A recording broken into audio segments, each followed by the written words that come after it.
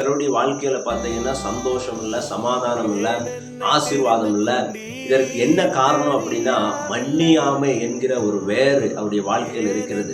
மத்தேயு 6ஆம் அதிகாரம் 14, 15 வசனங்களை வாசிக்கும் பொழுது, மனுஷருடைய தப்பிதங்களை நீங்கள் அவர்களுக்கு மன்னித்தால் உங்கள் பரமபிதா உங்களுக்கு மன்னிப்பார். மனுஷருடைய தப்பிதங்களை நீங்கள் அவர்களுக்கு மன்னியாதிருந்தால் உங்கள் பிதா உங்கள் தப்பிதங்களையும் மன்னியாதிருப்பார். பாருங்க, நம்ம மற்றவர்களுக்கு மன்னிக்கும் பொழுதுதான் தேவன் நமக்கு மன்னித்து நமக்கு இறங்குகிறவராய் இருக்கிறார். நாம் ரட்சிக்கப்படும் பொழுது நம்முடைய எல்லா பாவங்களையும் அறிக்கை பண்ணுகிறோம். தேவன் நம்முடைய எல்லா பாவங்களையும் மன்னிச்சுட்டாரு.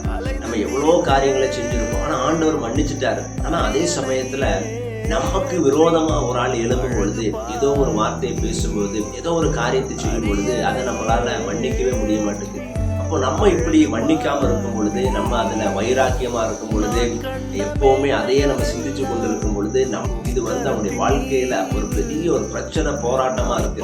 அது மாத்திரம் இல்ல, நம்ம மன்னிக்காம இருக்கும் பொழுது என்ன ஆகுது அப்படின்னா, தேவனும் நம்முடைய தப்பிதங்களே மன்னிக்க மாட்டாராம். சில சமயத்துல நம்முடைய பாவம் மன்னிக்கப்படணும் அப்படின்னா, சில ஆசீர்வாதம் நம்முடைய வாழ்க்கையில வரணும் அப்படின்னா, நம்ம யாருடைய பாவத்தையும் நினைச்சுக்கிட்டு இருக்க கூடாது.